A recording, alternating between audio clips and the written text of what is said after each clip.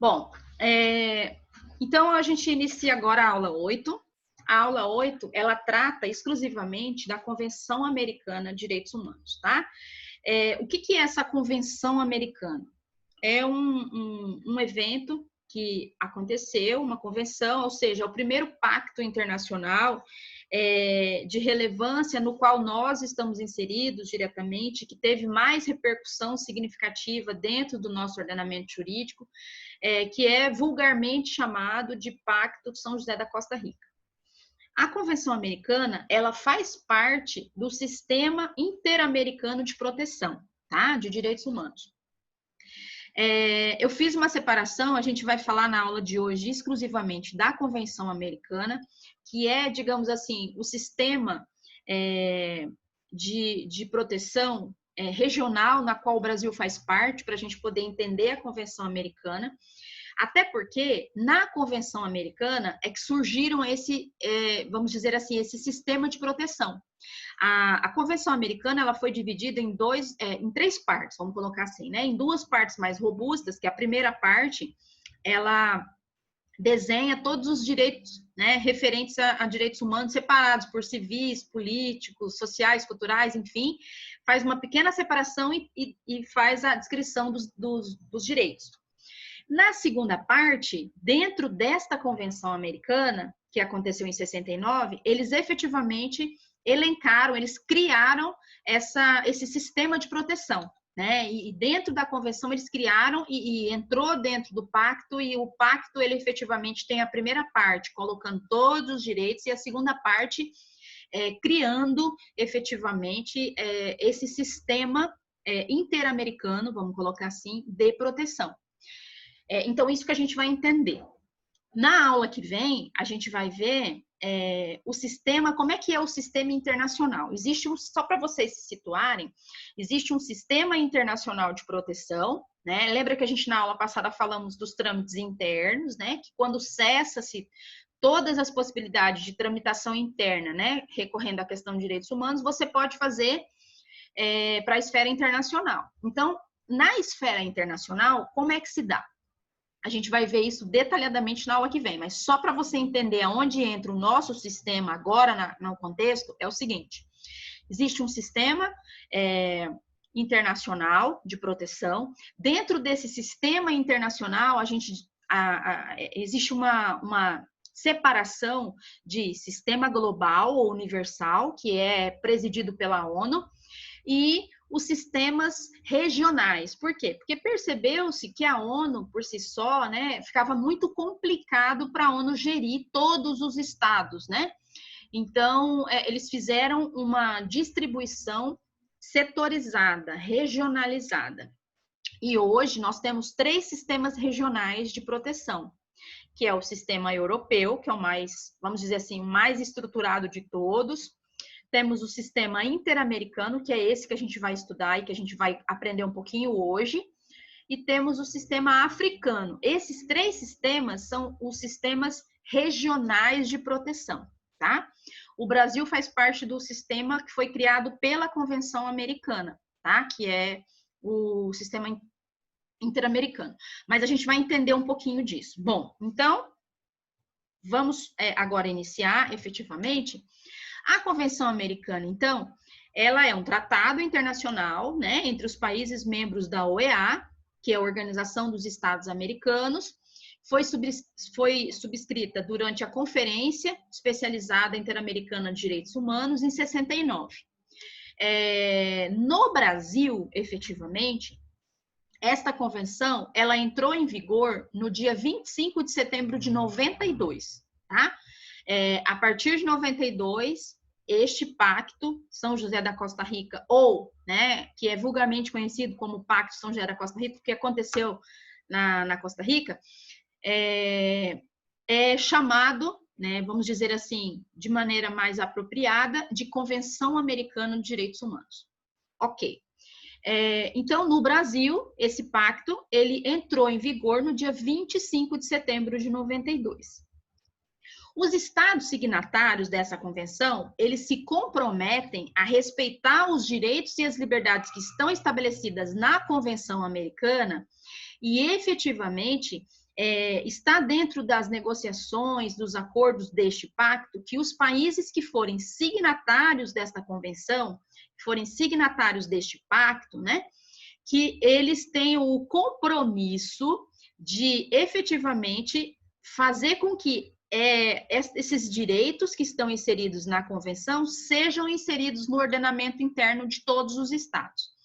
Claro que a gente não pode se esquecer daquela questão das adequações de acordo com a cultura, de acordo com a realidade de cada estado, mas eles têm dentro do acordo firmado, eles têm uma necessidade de fazer com que efetivamente, né, todos os direitos que foram abordados na Convenção Americana sejam internalizados nos seus estados. O Brasil internalizou na íntegra, tá? A Convenção Americana. Inclusive, compartilhei com vocês no grupo a Convenção Americana, o Pacto São José da Costa Rica, na íntegra também. Ele é curtinho, é um dos pactos mais importantes, que teve a questão da alteração da prisão civil, que não pode mais ter a prisão lá do depositário infiel, enfim, que teve uma alteração significativa no ordenamento jurídico e que é muito utilizada em vários aspectos, né? O Brasil também já foi acionado junto à Corte Interamericana de Direitos Humanos por conta de violar algum desses direitos que estão contidos nesta Convenção Americana. Mas a gente vai falar por partes. Vamos lá. Bom, então, como eu já tinha falado para vocês, né, a Convenção Americana, ela foi dividida em 3 partes. A primeira parte trata de todos os direitos, né? Todos os direitos que foram concedidos, enfim, que já foram até pré-estabelecidos em outros pactos, né? Enfim, mas eles foram aglutinados nessa Convenção Americana. Na segunda parte, foi criado, né? Foi pensada no sistema de proteção. Como é que vai ser o sistema de proteção para garantir que exista a eficácia desses direitos? E na terceira parte, e é uma parte bem curtinha, sucinta, só as disposições gerais ou alguma particularidade. Mas a grande maioria das informações da Convenção Americana são os direitos e deveres na primeira parte, e a segunda parte, onde eles criam efetivamente o sistema de proteção no qual vai reger ou no qual vai assegurar que esses direitos sejam efetivamente realizados e implantados pelos estados que são signatários da OEA. Bom, entendemos essa divisão, né? Só para que vocês tenham ciência, mais ou menos, né, para a gente discutir agora, eu mandei, como eu falei, a convenção na íntegra para vocês. Compensa, eu acho que vale a pena, é um documento que é bastante exigido, inclusive muito em processos, é a Convenção Americana. Mas o que ela mais ou menos aborda lá? Ela aborda desde direitos civis, políticos, sociais, culturais, enfim, de um modo geral, né? Aqui eu só elenquei os principais para vocês. Foram consagrados direitos civis, político, entre outros. O direito ao reconhecimento da personalidade jurídica, o direito à vida, o direito à integridade pessoal, o direito à liberdade pessoal, garantias judiciais, direito à proteção da honra, reconhecimento da dignidade, liberdade religiosa, liberdade de consciência, liberdade de pensamento e de expressão, liberdade de livre associação, liberdade de reunião e por aí vai, né? Várias situações foram abarcadas dentro desta Convenção Americana. Dentro daí, na segunda parte, quando eles começaram a normatizar como é que seriam os sistemas de proteção, né, dentro da OEA, dentro dos estados que são associados à OEA, no qual o Brasil faz parte, eles criaram 2, vamos dizer assim, órgãos para tentar fiscalizar, para tentar criar um sistema de proteção. Eles criaram a Comissão Interamericana de Direitos Humanos e eles criaram a Corte Internacional de Direitos Humanos, tá? São 2 órgãos diferentes, separados e independentes, tá? A comissão, vamos entender um pouquinho o que a comissão faz e como é que se dá a questão da comissão, qual que é o papel da comissão nesse sistema de proteção, tá? Bom, Comissão Interamericana. A comissão, Interamericana de Direitos Humanos é uma das duas entidades que integram o Sistema Interamericano de Proteção, né, que foi criado na Convenção Interamericana. A comissão é composta por 7 juristas, tá? E são eleitos por méritos, por títulos pessoais e não como representantes de um governo. Isso precisa ficar bem claro. Um juiz que foi efetivamente colocado para fazer parte da Comissão Interamericana, ele não representa o seu estado, ele representa os estados que estão associados à Organização dos Estados Americanos. Então, por exemplo, se nós tivermos um jurista brasileiro dentro da comissão, ele não vai estar lá para representar o Brasil, ele está lá para representar todos os estados membros da Organização dos Estados Americanos. É um órgão independente da OEA, criado para promover a observância e a defesa dos direitos humanos, além de servir como uma instância consultiva da organização nessa matéria. Então, a comissão ela tem um papel muito importante de gerir, né, tudo referente à logística referente a direitos humanos no que tange aos estados. A comissão é que organiza todas as pautas de discussão, a comissão é que organiza, por exemplo, todos os documentos que serão repassados na próxima convenção da OEA, ela que cobra o relatório individual dos estados, né, dizendo como é que estão as questões, se tem alguma pauta para ser acrescentada na convenção, enfim, ela faz essa gestão com relação à defesa dos direitos humanos dentro da OEA, né? Vamos lá. A principal função da comissão é promover a observância dos direitos, né, e servir como órgão consultivo também da OEA. A comissão, por um lado, ela também tem competências e dimensões políticas, entre as quais se destacam, por exemplo, se um Estado recebeu algum tipo de denúncia, né, por parte de alguma ONG ou de algum cidadão ou de de um individual ou de uma ONG, enfim, essa violação ela vai ser primeiramente vistoriada, entendida, interpretada pela comissão, tá? A primeira pessoa, primeiro órgão, vamos dizer assim, que vai fazer conhecer o caso, etc., é a Comissão Interamericana. E a comissão, dentro das suas funções, ela também pode fazer visita em loco no estado que foi acionado para fazer uma verificação em loco com relação ao problema, para entender o problema. Inclusive, na semana passada, eu falei com vocês do caso Ximenes Lopes, que é do rapaz, né, do senhor que morreu numa clínica psiquiátrica, etc. e tal. Foi solicitado visita em loco, a comissão veio no Brasil, solicitou exumação, enfim, tem uma série vamos dizer assim, de ações que foi desenvolvida pela comissão para tentar efetivamente levantar a realidade ou para tentar ter um entendimento do caso que chega até a comissão, tá? Por um outro lado, realizam também uma função quase judicial. Por quê? Porque, às vezes, né, a comissão ela não dá uma sentença, mas ela sugere algumas alterações, ela solicita do Estado, por exemplo, algumas reparações, né? Ela solicita, por exemplo, no caso Maria da Penha mesmo, a maioria das pessoas acredita que no caso Maria da Penha, ele foi para a Corte Internacional. Não, quem efetivamente delegou e deferiu sobre o caso Maria da Penha foi a Comissão Internacional. A comissão, ela recebeu o caso, ela efetivamente recebeu o caso, ela analisou, enfim, fez tudo que tramitou toda a sistemática que a comissão julgou que fosse necessária, e aí ela solicitou do Estado, ela solicitou do Brasil algumas exigências, a implantação, a criação de uma lei que resguardasse isso, que tivesse no ordenamento jurídico algo específico que tentasse minimizar a violência doméstica, enfim.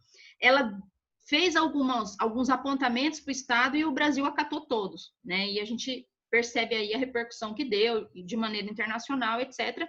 Mas foi efetivamente um caso que foi analisado e que as sugestões, né, que vieram com relação ao caso Maria da Penha, efetivamente foi elencado e foi desenvolvido pela Comissão Interamericana. Então, só para a gente poder conseguir entender, vamos entender aqui agora, né, algumas atribuições que a Comissão Interamericana tem com relação aos membros da OEA, no qual o Brasil é signatário. Bom, estipular a consciência de respeito dos direitos humanos aos povos das Américas, formular recomendações aos governos do Estado-membro para que adotem medidas, né, progressivas de direitos humanos, preparar estudos e informes que julgue necessário, né, ou foi o que ela pediu pediu que o Brasil se preparasse, criasse dentro do dispositivo legal algo que, né, enfim, aí deu uma série de sugestões e o Brasil acatou todas, né? Eu vou passar depois o caso Maria da Penha para vocês analisarem, um resumo que eu vou contribuir no final da aula. Preparar estudos e informes que julguem o desempenho das suas funções, atender às consultas, né, acerca do secretário-geral da OEA, se ele quiser consultar alguma coisa acerca de um Estado, sobre uma violação, ele sempre vai procurar a comissão e a comissão vai montar uma estrutura de checagem junto ao Estado. Expedir um informe anual para a Assembleia. Então, existe uma convenção anual e quem vai expedir a pauta, quem vai verificar efetivamente o que vai ser discutido, se algum Estado tem alguma reivindicação, alguma situação para expor junto à reunião e à próxima convenção, quem vai organizar e preparar toda essa pauta da Assembleia Geral é a comissão. Né? A comissão também faz a visita em loco, como eu já falei, e também apresenta alguma apreciação que algum Estado, né, membro, tenha para fazer junto à Assembleia Geral. Diligenciar petições e outras comunicações, conforme, né, os dispositivos da Convenção, no artigo 44 e 51, comparecer diante da Corte de Direitos Humanos nos casos previstos pela Convenção, ou seja, se a Corte, se a comissão recebe de um particular, por exemplo, ou de uma ONG que seja, né, um recurso de violação de direitos humanos de um dos Estados membros da OEA, ela vai efetivamente verificar o mérito e decidir se realmente ela mesma pode tentar resolver junto ao Estado para tentar sanar o problema ou se ela vai enviar esse caso para a Corte. Por quê? Porque uma pessoa, um individual, uma ONG, ela não consegue acionar a corte diretamente. Você aciona a comissão. E a comissão, se julgar, se achar que é pertinente, envia o caso para a Corte Interamericana. Só quem aciona a corte são os Estados-membros. Só os Estados-membros acionam a Corte Internacional. Particulares, ONGs, enfim, você aciona, né, quando você extingue as ações na questão interna, né? Ou seja, não tem mais nenhuma tramitação interna com relação a direitos humanos no Brasil, por exemplo, aí você aciona como um patamar superior à comissão, tá? E a comissão, ela pode efetivamente verificar se ela tem competência para poder julgar o mérito ou para decidir o que seria, vamos dizer assim, pertinente dentro das solicitações ou se ela encaminha essa demanda para a Corte Internacional. E também as propostas de emenda da Convenção Americana também são levadas para a Assembleia Geral por recomendação da comissão. Então, percebam que a comissão ela tem, vamos dizer assim, um grau de importância muito significativo e uma demanda de trabalho muito grande, né? Muito grande. E ela é realizada, ela é composta por 7 membros, né? Por 7 juízes, efetivamente. Uma coisa que é importante ser dita. Primeiro, eles são eleitos para o período de 4 anos, e pode ter uma reeleição, tá? Uma outra coisa, essas pessoas, elas são membros, né? São membros da OEA, os estados membros da OEA, eles indicam nomes que entram dentro da reunião da Assembleia Geral da OEA, e dentro dessa Assembleia Geral existe uma votação e escolhem quais são esses membros. Então, os estados, eles podem mandar, por exemplo, 3, 5 nomes de pessoas. Esses 3, 5 nomes de pessoas vão ser, vamos dizer assim, vão agregar a todas as sugestões dos estados membros, né? E juntos, dentro dessa Assembleia, eles escolhem quem serão os 7 que vão fazer parte, né, que vai compor essa comissão interamericana por um período de 4 anos, podendo ter uma reeleição de mais 4. E lembrando que não pode ter 2 pessoas do mesmo estado, tá? Que compõem a comissão. No máximo uma pessoa do estado. Não pode ter 2 pessoas do mesmo estado compondo o rol da comissão interamericana. Aqui eu coloquei para vocês saberem quem que faz parte, tá? Nesta composição atual, agora. A Esmeralda do Paraná, Joel do México, Antônia do Chile, Margarete Jamaica, Francisco do Peru, Luiz da Colômbia e a Flávia Piovesan, que ela representa o Brasil. Na verdade, ela não representa o Brasil, mas ela é brasileira e está lá. Mas ela representa os estados da OEA, né? Que são participantes da OEA. Bom, a Flávia Piovesan é uma jurista, é advogada pública, procuradora do Estado de São Paulo, especialista em direitos humanos, doutora em direito constitucional, professora da PUC São Paulo, católica de São Paulo, né? Daqui a pouco nós vamos ser também aí uma pontifícia. Foi secretária especial de direitos humanos de 2016 a 2017 e ela foi indicada pelo Temer em 2018, tá? E ela segue efetivamente aí e existe uma grande possibilidade de reeleição, porque ela é uma pessoa extremamente respeitada na comissão. Vamos lá. E a corte? Né? Entendemos a comissão. E a corte? Qual é o papel da corte? O que a corte faz? O que ela desempenha? A corte. Bom, a Corte Interamericana, ela também é um órgão autônomo, daí judicial, que tem a sede em São José da Costa Rica, e que tem como propósito a interpretação e a análise, né, da Convenção Interamericana. Ou seja, ela verifica se existe ou não violação da Convenção Interamericana exclusivamente. A Corte, ela faz parte desse sistema interamericano que foi criado efetivamente na Convenção Americana, tá? Então, ela faz parte desse sistema interamericano de proteção de direitos humanos que a Convenção Interamericana preveu. Ela preveu a comissão e a Corte. Qual que é a função da Corte? A Corte, ela exerce a competência contenciosa e consultiva. Então, ela efetivamente exerce as 2 funções. A comissão é só consultiva, né? E efetivamente executiva no sentido de gerir, né? Todos os pormenores, fazendo a interligação dos estados com a Assembleia Geral e com a OEA. O idioma oficial da Corte são adotados pelos membros da OEA, ou seja, mas são 4 idiomas, é o espanhol, o português, o inglês e o francês. O idioma de trabalho na Corte, quando está tendo análise de alguma situação de algum dos estados parte, né, o presidente da Corte, ele pode designar a língua para ser oficial a língua no dia do estado que esteja envolvido na análise da Corte no momento. Eles geralmente fazem esse tipo de situação, dentro, claro, dessas 4 línguas, né? Se for a língua de um dos estados membros que está sendo julgado na Corte no momento, eles fazem a transição da língua. Isso fica como autonomia da Corte e do presidente da Corte. O que é uma competência contenciosa, né? A Corte, ela tem competência litigiosa, tá? Relativa à interpretação e aplicação das disposições da Convenção Interamericana, né? Da Convenção Americana de Direitos Humanos. Sempre os estados signatários, eles precisam reconhecer a competência da Corte.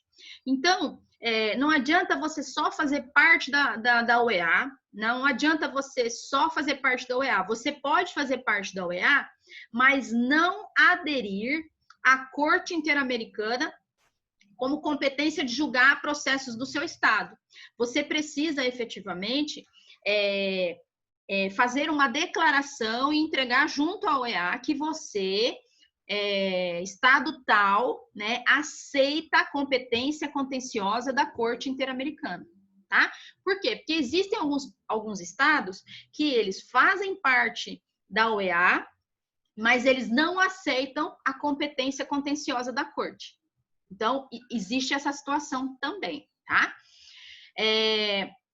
Bom, as pessoas, eu digo individual, grupos ou entidades que não sejam o Estado, não têm capacidade de impetrar casos junto à Corte, tá? Mas essas pessoas, grupos, entidades, ONGs, enfim, eles podem recorrer, podem impetrar junto à Comissão Interamericana. E a Comissão Interamericana vai fazer a gestão do caso recebido, vai acionar o Estado, comunicar ao Estado sobre o que foi recebido, o Estado se defende, enfim, existe toda uma tramitação. E aí, se a comissão achar que é proveniente, ela repassa este caso especificamente para a Corte Internacional, tá? Caso contrário, o processo é resolvido, vamos colocar assim, dentro, efetivamente, da gestão da comissão. O procedimento junto à Corte é de caráter contraditório, termina com uma sentença judicial motivada, obrigatória, definitiva e inapelável, tá? Se a decisão não expressa no todo ou parcialmente a opinião unânime do juiz, qualquer um dos juízes pode juntar a sua opinião decidente, tá? Diferente, decidente ou individual dos demais membros da corte. Isso em caso de desacordo, né? Quando não há uma unanimidade. E entendendo um pouquinho a questão consultiva, é que todos os casos relacionados ao OEA, ou relacionados aos estados, a uma não interpretação de um direito que foi acusado de ser violado, né, que foi pronunciado de ter sido violado, que o Estado tenha violado, ele pode pedir para a Corte fazer análise. Então, ele solicita a consulta da Corte com relação à interpretação da violação do direito junto à Convenção Americana. Tá? Então, a Convenção Americana é o documento máximo, né, é o documento que vai servir de base de análise tanto para consultas como para julgamentos que a corte ou a comissão proferirão junto aos estados, tá? Por isso é tão importante que vocês leiam e tenham ciência da Convenção Americana, tá? Que eu já compartilhei na íntegra com vocês. Além disso, dentro dessa competência consultiva, os estados, eles podem consultar a corte no sentido de um dos estados membros da OEA querer um parecer acerca de uma lei interna ou de algum tratado internacional que tenha algum tipo de choque com relação à Convenção Americana ou que se contradiga, enfim, qualquer tipo de interpretação relacionada à Comissão Interamericana junto aos estados associados da OEA, os estados eles podem solicitar que haja, junto à reunião na corte, que haja uma interpretação da Convenção Americana especificamente ao caso, né, levado para a corte. A corte, assim como a comissão, também é composta de 7 juízes, tá? Naturais dos estados membros da OEA. Eles precisam fazer parte dos estados que são signatários à OEA, né?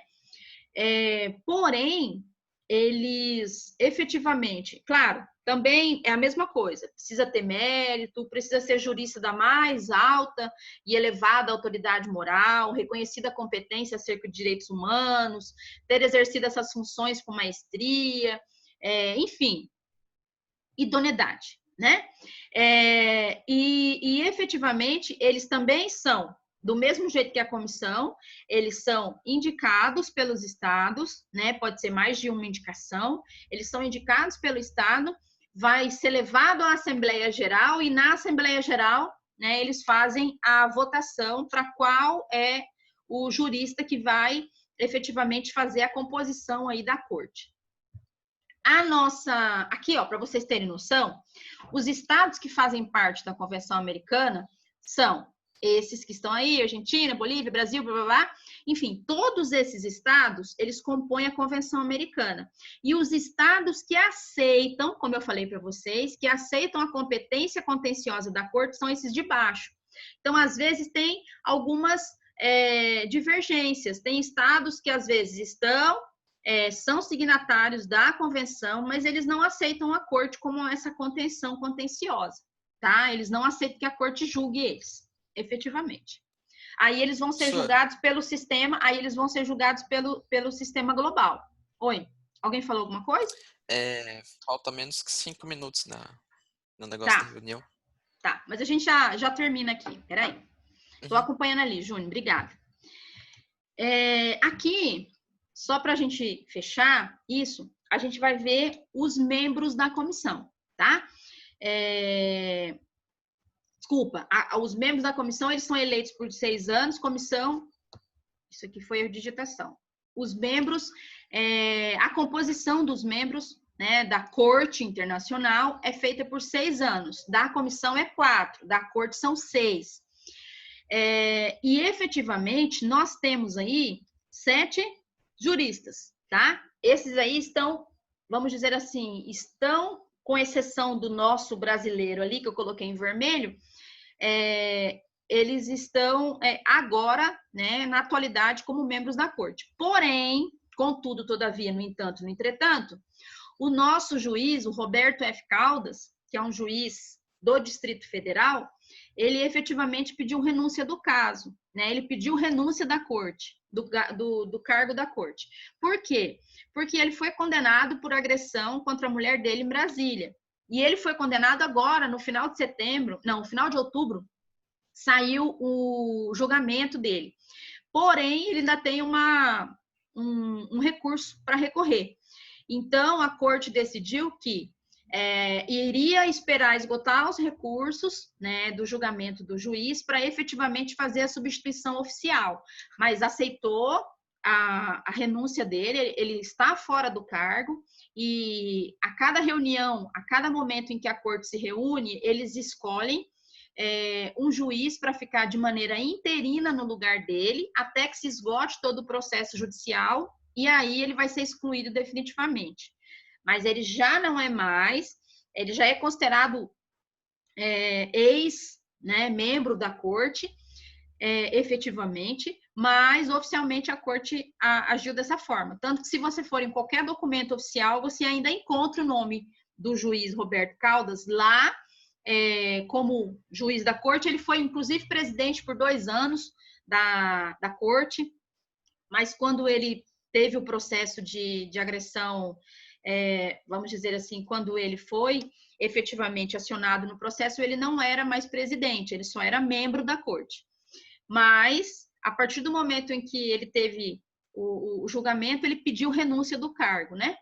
E foi essa tramitação que eu estou falando para vocês. A Corte se posicionou que vai esperar extinguir todos os recursos para oficialmente tirar o nome dele dos documentos, mas quando existe uma reunião especial ou quando a Corte é acionada, eles de maneira interinamente fazem uma votação para um juiz ficar no lugar do nosso brasileiro que fez essa maravilha lá. Mas, enfim. Aqui, gente, aqui eu coloquei para vocês os 9 casos que foram julgados perante a Corte, tá? Esse primeiro ali, ó, esses 3 em vermelho, vamos colocar assim, eles são os mais atuais, tá? Estes eu vou compartilhar os resultados do que aconteceu e do que a Corte deferiu para vocês em particular, mas vocês não vão precisar fazer nenhum exercício com ele. Agora, os demais casos, que são esses 10 aqui, eu quero que vocês, vai ser a parcial de vocês, tá? É uma parcial de vocês, eu quero que vocês façam um resumo dos casos. Eu vou compartilhar com vocês, agorinha, na hora que a gente encerrar a aula, os resumos de cada caso. São resumos curtos que tinha no livro. Ele tem rapidinho a descrição, o que foi decidido, etc e tal, tá? Eu vou compartilhar com vocês e explico logo em seguida como é que vai ser essa parcial, tá? Eu vou fazer por escrito um informativo e mando para vocês. Só para a gente poder fechar a aula dentro de 1 minuto que a gente está encerrando. Ok? Já vou abrir um próximo link só para eu explicar a parcial para vocês, tá bom? Tá. Só um minutinho. Tchau, tchau.